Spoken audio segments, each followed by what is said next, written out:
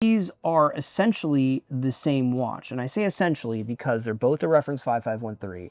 They're only a few years apart from each other, but they're very, very different once you start looking at the details. So this one here on the right is from the late 60s. I think it's 67, 68. It has the first iteration of the 5513 matte dial, which is called a meters first dial. So you have the depth rating with meters before feet.